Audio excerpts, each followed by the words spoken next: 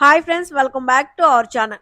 ఘట్టమనేని మహేష్ బాబు యొక్క జననం ఆగస్టు 9, 1975 భారతదేశంలో జన్మించారు.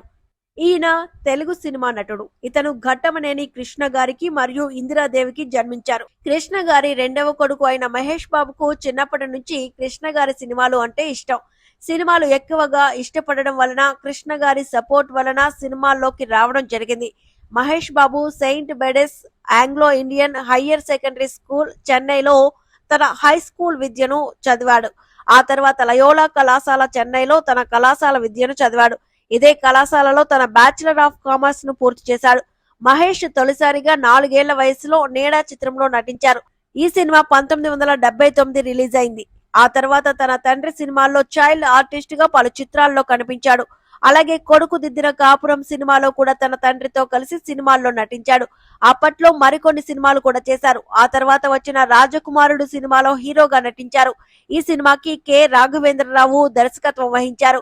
ఈ చిత్రం 1999లో రిలీజ్ అయి సూపర్ హిట్ అయింది. ఈ విధంగా తన సినిమా ప్రస్తావన జరిగింది. అలాగే అదే ఏడాదిలో వచ్చిన యువరాజు సినిమా కూడా మంచి పేరు తెచ్చింది. ఆ తర్వాత వంశీ, టక్కరి దొంగ, మురారి వంటి సినిమాలు తన నటనతో కొంచెం ముందుకు వెళ్లారు. మరలా వచ్చి ఒక్కడు, అర్జున్ మరియు నాని, నిజం వంటి మంచి సినిమాలు చేశాడు. ఆ తర్వాత వచ్చిన అతడు మరియు పోకిరి సినిమాలు ఇండస్ట్రీ రికార్డు సృష్టించాయి. తర్వాత వచ్చిన మరికొన్ని సినిమాలు అయిన సైనికుడు మరియు అతిథి వంటి సినిమాలు తనకు మంచి పేరు తెచ్చాయి.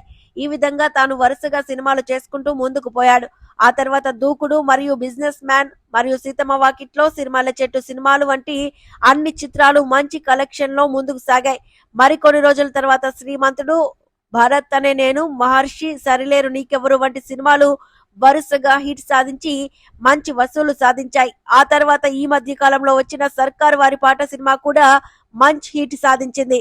ఇప్పుడు రాబోయే సినిమా పాన్ ఇండియా డైరెక్టర్ అయిన రాజమౌళితో సినిమా షూటింగ్ లో బిజీగా ఉన్నారు. మహేష్ బాబు వివాహం ఫిబ్రవరి 10, 2005లో నమ్రత శిరోద్కర్ తో వివాహం చేసుకున్నాడు.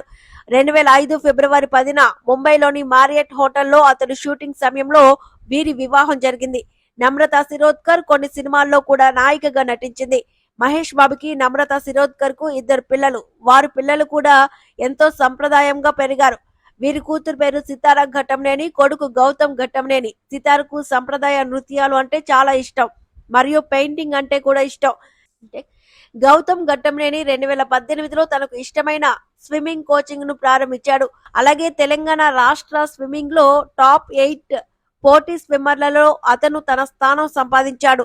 మహేష్ బాబు తన మొదటి సినిమా అయిన రాజకుమారుడు సినిమాకు నంది అవార్డు అందుకున్నాడు. ఇతను నటించిన పోకిరి మరియు ఒక్కడు సినిమాకు ఫిలింఫేర్ అవార్డు అందుకున్నాడు. మహేష్ బాబు 8 నంది అవార్డులు, 5 ఫిలింఫేర్ సౌత్ అవార్డులు, 3 సినిమా అవార్డులు, 3 సంతోషం ఫిల్మ్ అవార్డులు, 4 సైమా అవార్డులు మరియు 1 ఐఐఎఫ్ఏ ఉత్సవం అవార్డు గ్రహీతగా అందుకున్నారు.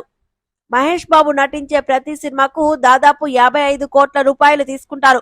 ప్రస్తుతం మహేష్ నటించబోయే సినిమాలకు కూడా 80 కోట్ల రూపాయలు పెంచినట్లుగా సమాచారం ఉంది. ప్రస్తుతం మహేష్ బాబు 80 కోట్ల రూపాయలు విలువ చేసే ఇంట్లో హైదరాబాద్ లో ఉన్నాడు. ఇక ఇలాంటి ఇల్లే హైదరాబాద్ లో మరొకటి ఉంది. ఇక చెన్నైలో కూడా 2 ఇల్లులు ఉన్నాయి.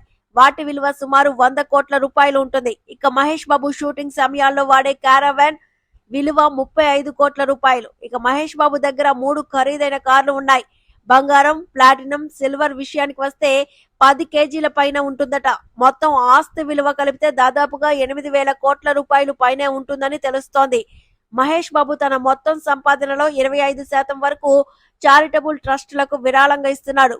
మరియు గుంటూరు జిల్లాలోని బుర్రిపాలెం అనే గ్రామాన్ని దత్తత తీసుకుని అక్కడ సదుపాయాల కల్పన మరియు గ్రామ అభివృద్ధిలో భాగస్వామ్యం అవుతున్నాడు. ఫ్రెండ్స్, ఈ వీడియో నచ్చినట్లయితే వీడియోని లైక్ చేయండి, సబ్స్క్రైబ్ చేయండి. అలాగే మీ ఫ్రెండ్స్ కి షేర్ చేయడం మాత్రం మర్చిపోవద్దు.